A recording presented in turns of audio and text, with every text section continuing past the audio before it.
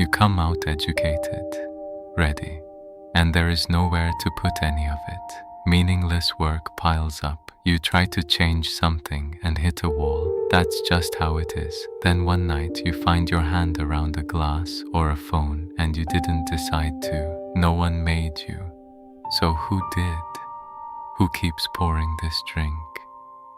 When we see a man drowning in drink, we usually blame the man, weak will, bad friends. But in 1921, Hyun Jin-geon pointed at the real hand that filled the glass, not a person, a society. The same Hyun who wrote A Lucky Day painted the bare face of a world that drove an educated man to drink. He called it, Society Drives You to Drink. That title, from colonial Seoul 100 years ago, is the coldest mirror we have for tonight. The husband studied in Tokyo and came home a learned man. His wife had waited years through poverty and loneliness, sure that once he returned and made something of himself, the hardship would end. But the man who came back had nowhere to use what he had learned. He tried to do work that mattered and found only faction and incompetence and rot. He went slack. He came home drunk night after night. That place to land is still hard to find. You come out armed with a good school and an expensive credential. What you actually get is busy work.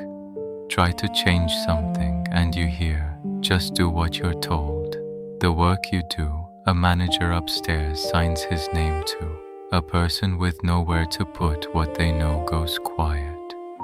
Picks up a can on the way home and says nothing. Learning, ambition, with no place that will take them. They lose their direction and rot inward. Why does the husband drink? Not because he is lazy, not because he is corrupt. He wanted to change something, he truly did. But in front of a world that will not move for one man's will, there was nothing he could do, nowhere to aim the anger, nowhere to drain it. That cornered helplessness is what pushed him to the bottle. So the glass in his hand was never his weakness. It was placed there by a world that would not take him. We know this now. Burnout does not come from being lazy. A structure that won't budge no matter how hard you push.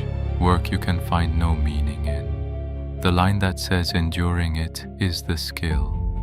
Inside that, people go powerless, and powerless people numb themselves with something. Some with drink. Some with food. Some scrolling a screen until 2 in the morning. That is not weak will. It is the last air vent a person gropes for in a place that has sealed every exit.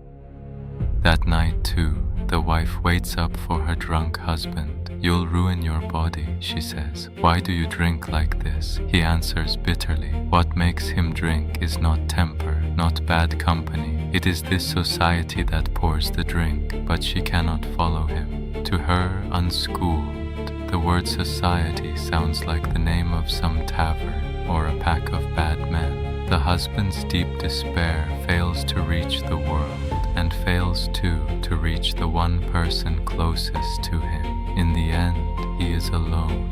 It is no different now. You come home and say, work is crushing me, and the real shape of that helplessness rarely lands with your family whole. What comes back is, everyone lives like this, just stick it out. Even in the place you most want to be understood, your despair does not translate. A person with the exit sealed is left lonely a second time. In the end, the husband bolts from the house that cannot understand him and vanishes back into the night streets. Left alone, the wife sighs into the dark. That wretched society, why does it keep pushing him to drink? 100 years on, the glass has not disappeared. It only changed shape. If tonight you are closing out the day by leaning on something, that is not because you are weak. A world that would not take what you carry may have slipped that glass into your hand itself. If tonight, again, you barely close the day by leaning on something, open Hyun Jin-geon's Society Drives You to Drink. A man from 100 years ago may name the real culprit who put that glass in your hand before you have to. Next time, Lee Hyo-seok's When the Buckwheat Blooms, from 1936, a man who never settled anywhere, who wandered market to market his whole life, no title, no place to belong, grown old with empty hands. We'll meet him on a moonlit night road through the buckwheat fields to find the one thing left at the end of all that wandering. A new classic every Monday and Friday. Liking and subscribing genuinely helps us find the next masterpiece. What are you using these days to numb the end of your day? Leave it in the comments. You are not the only one.